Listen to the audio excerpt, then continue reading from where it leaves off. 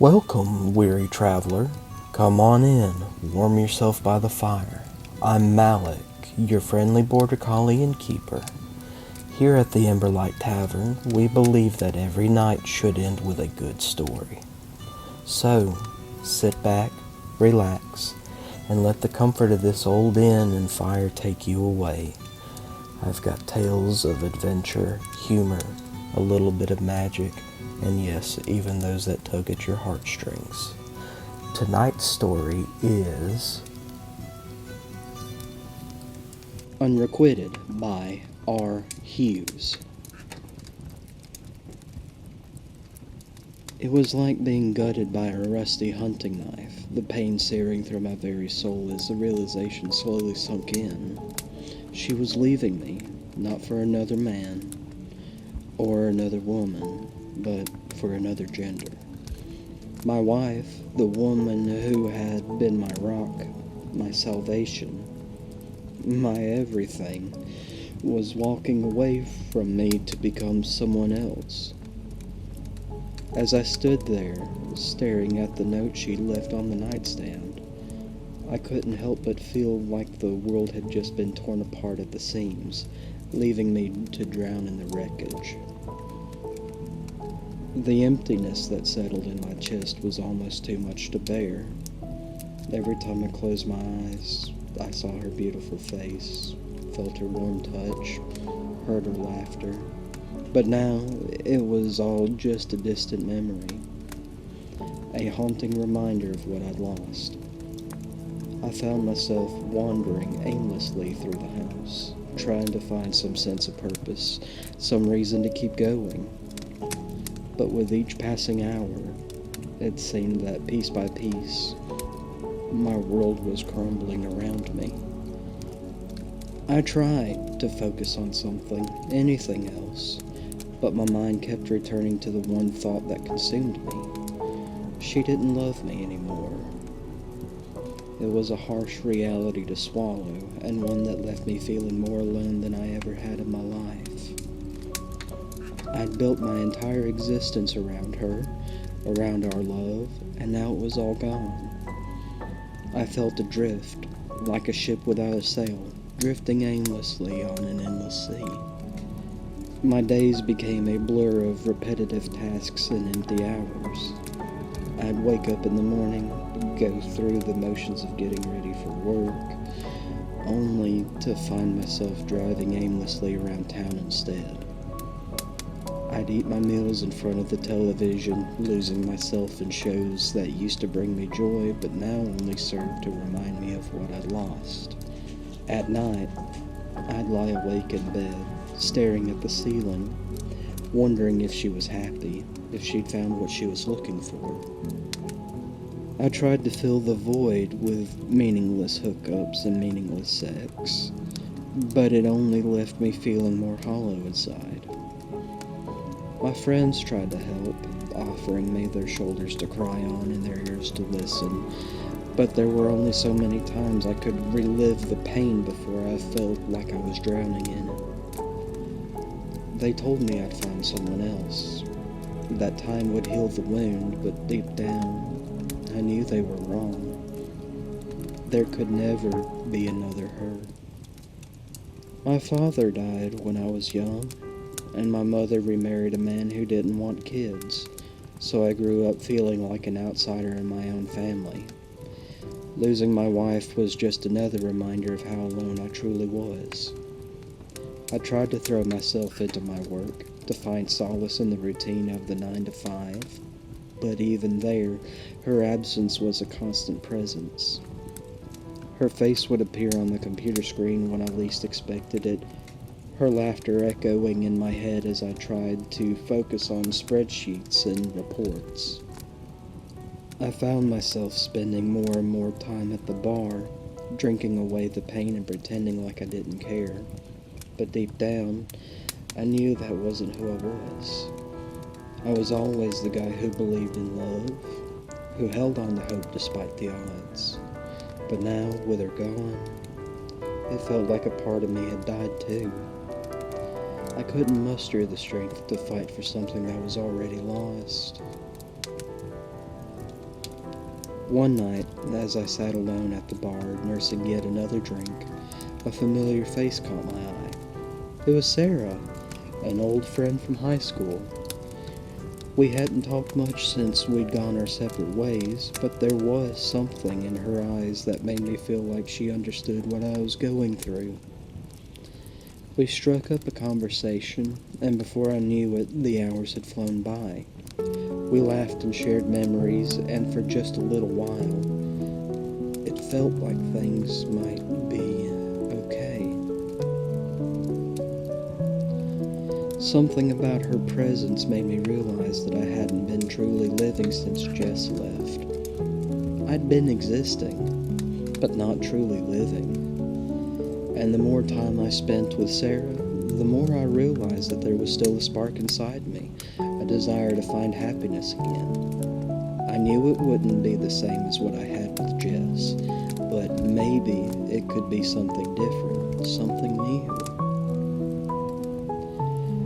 We began seeing each other more often, sharing dinners and going on walks. Sarah had this way of making me feel seen and understood, like she really got who I was. She had a quiet strength about her, an inner radiance that lit up the room. And the more time I spent with her, the more I found myself wanting to be a better person, to live up to her expectations. Slowly but surely, I started to rebuild my life. I quit my dead-end job and went back to school, pursuing a degree in something I was truly passionate about. I threw myself into my studies and my new relationship with Sarah, and for the first time in years, I felt like I had a purpose. I wasn't just floating through life anymore. I was actively creating a future that I could be proud of. Sarah and I got married a few years later, and our life together was everything I could have hoped for and more. She supported me in every aspect of my life, cheering me on as I graduated at the top of my class. She encouraged me to pursue my dreams even when they seemed unattainable. She was my rock, my strength, and my everything. I never forgot Jess, of course. The pain of losing her would always be a part of me, but with Sarah by my side, it didn't feel as sharp. I learned to find peace in the memories we shared, and to cherish the time we had together. I knew that Jess had given me a gift in helping me see what true love was, and for that, I would always be grateful. My career took off after graduation. I had worked so hard to get where I was, and I was determined to make a difference in the world. Sarah and I moved to a small town where I had accepted a position at a local university. We renovated an old Victorian house, filled it with laughter and love, and made it our home. We adopted 2 rescue dogs who became our children, and we spent our weekends hiking in the nearby mountains and exploring the beauty of our new surroundings. We adopted 2 rescue dogs who became our children, and we spent our weekends hiking in the nearby mountains and exploring the beauty of our new surroundings. Sarah became an artist, creating stunning watercolor paintings that captured the essence of our lives together. Her work sold in galleries and online, bringing in enough money to support our family and allow us to travel the world. We went on adventures to places we had only dreamed of, from the beaches of Bali to the ancient ruins of Machu Picchu. We danced in the streets of Buenos Aires, ate our way through Rome, and swam with the sea turtles in the crystal clear waters of the Caribbean. We also made it a point to give back to our community. We volunteered at the local animal shelter, helping to find forever homes for the abandoned pets. Sarah started a program to teach art to underprivileged children, and I worked with the university's athletic department to promote healthy living and injury prevention. We felt like we were making a difference, and it brought us even closer together. One day while we were on a hike in the mountains, Sarah told me that she had been experiencing some fatigue and chest pains. At first, I brushed it off as nothing serious, but she insisted on seeing a doctor. After several rounds of tests, we received the devastating news. Sarah had been diagnosed with an aggressive form of cancer. The prognosis was grim, and we were told that she only had a few months to live. The world seemed to stop spinning as we sat in the doctor's office, our minds reeling from the news. But rather than falling apart, Sarah and I clung to each other, vowing to make the most of the time we had left. We knew that we had to create as many memories as possible, to cram as much life into those months as we could, and so we embarked on a bucket list adventure unlike any other. We started with a trip to Paris, the city of love. We danced beneath the Eiffel Tower, ate croissants in bed, and strolled along the Siena hand in hand. We marveled at the Mona Lisa, and though the crowds were immense, it didn't matter. We were together, and that was all that mattered. From there, we went to Tokyo, exploring the neon-lit streets and sampling the most incredible sushi we'd ever tasted. We rode the bullet train, a blur of lights and scenery, and visited the Tokyo Skytree, the tallest tower in the world. Our next stop was New York City, where we saw a Broadway show, ate pizza in Little Italy, and walked across the Brooklyn Bridge. We shopped until we dropped on Fifth Avenue and spent hours people watching in Central Park. We even went to the top of the Empire State Building, where we held hands and looked out over the city, marveling at the view and the life that still pulsed within us. From there, we traveled to the Galapagos Islands, swimming with sea lions and giant tortoises, and hiking through lava tubes that stretched for miles. We snorkeled among schools of colorful fish and watched blue-footed boobies dance and mate on the beach.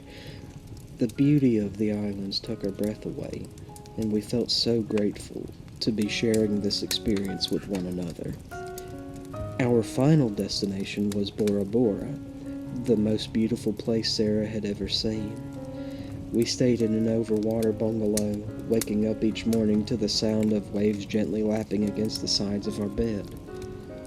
We spent our day snorkeling in the crystal-clear lagoon, exploring the nearby islands, and relaxing on the powdery white sand beach. We ate fresh fish and drank local wine under the stars, watching the most incredible sunsets we had ever seen. As our time together drew to a close, we made sure to savor every moment, cherishing the simple joys of each other's company. We spent our days exploring the nearby forests, admiring the beauty of nature that surrounded us, and enjoying the company of our loved ones. We hosted barbecues and picnics in the backyard, inviting everyone we knew to share in our love and our memories. The house became a beacon of hope and strength, a place where people came to find solace and comfort in the face of loss. As Sarah's health continued to deteriorate, we made sure that she was as comfortable as possible, surrounding her with pillows and blankets in her favorite chair by the window. She loved to watch the birds flutter about in the garden, and we would often spend hours just talking, reminiscing about our adventures and sharing our deepest thoughts and feelings. The days grew shorter, and the nights colder, but the northern lights still painted the sky with their otherworldly glow. We would bundle up in thick coats and scarves, wrapping Sarah in blankets as well, and venture out into the darkness, our breath forming little clouds in the frigid air. We'd point out constellations and tell stories about the legends behind them, trying to distract her from the reality of her situation. As the days passed, Sarah's strength began to fade, and she spent more and more time in the cabin by the fire. But she didn't complain. She knew this was her time, and she wanted to spend it surrounded by the people she loved most. We would bring her hot cocoa and sit with her, listening to her talk about adventures we'd shared in the places we'd been. One night, as the aurora borealis put on a particularly vivid display, Sarah asked us to take her outside. We carefully lifted her from the chair and wrapped her in even more blankets, then carried her out to the edge of the ford. There, we laid her down on a blanket and propped her up with pillows, so she could see the lights without feeling the chill of the wind. For what seemed like hours, we sat there in silence, watching the lights dance across the sky. Occasionally, one of us would reach out and take her hand, squeezing it gently as if to reassure her that we were all still there, still together. Finally, as the last streaks of green and purple faded from the horizon, Sarah turned to us, a small smile playing at the corners of her lips. "It was worth the wait," she whispered, her voice barely audible above the sound of the waves lapping against the shore. "I'm so glad I got to see them." And with that, she closed her eyes and drifted off to sleep, her final dreams painted in the ethereal glow of the northern lights. We sat with her for hours, lost in our own thoughts and memories, but always with a watchful eye on her peaceful face. The light seemed to dance across her features, casting a soft, otherworldly glow that made her look as if she was already a part of the heavenly display above. The wind picked up, rustling the leaves and sending shivers down our spines, but Sarah seemed oblivious to the cold. She was at peace, her spirit finally freed from the burden of her mortal coil. As the night wore on, we began to talk amongst ourselves, sharing stories and laughter, trying to find some semblance of normalcy in this surreal situation. The stars twinkled overhead, and the ford glimmered like a sea of glass beneath them. The northern lights danced in the distance, their ethereal light painting the sky in shades of green and purple. We knew that this was the last time we would see them with Sarah by our side, and we cherished every moment. As the hours passed, we began to feel the weight of her absence. Her chair sat empty by the fire, and her favorite blanket lay folded on the armrest. The silence was deafening without her laughter filling it, and the house seemed to shrink around us as if it were trying to hold on to the memories of the life we'd shared. We all went about our own tasks, trying to keep ourselves busy, but our hearts were not in it. We cleaned up her room, carefully putting away her belongings, each item a reminder of the time we'd spent together. The book she'd been reading sat on her nightstand, its pages still creased from where she'd left off, as if she might return to it at any moment. We decided to scatter her ashes where she'd always wanted to go, beneath the northern lights. It was a long journey, but we felt it was the least we could do for her. Along the way, we told stories about her, reminisced about our adventures, and laughed until we cried. It was the only way we could begin to cope with the loss. The night we finally reached our destination, the sky was clear and the aurora was putting on a particularly brilliant display again. We gathered Sarah's ashes in a simple urn, engraved with the words, "Forever a Wanderer." We placed it on a small wooden table, surrounded by candles, and stood there for a long time, just looking up at the stars. I had met Sarah and we lived in love for 18 years. In the end, she lived how she wanted to and loved how she wanted. Life on her own terms.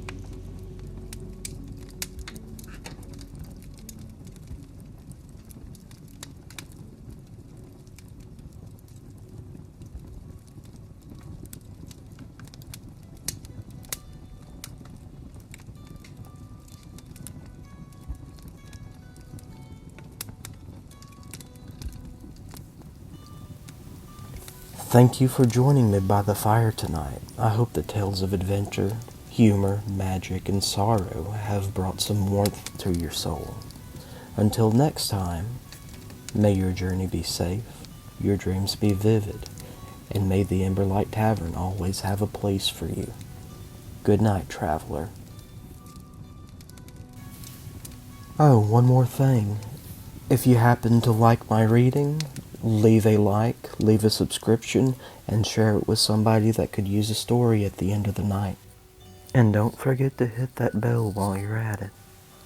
Have a good one.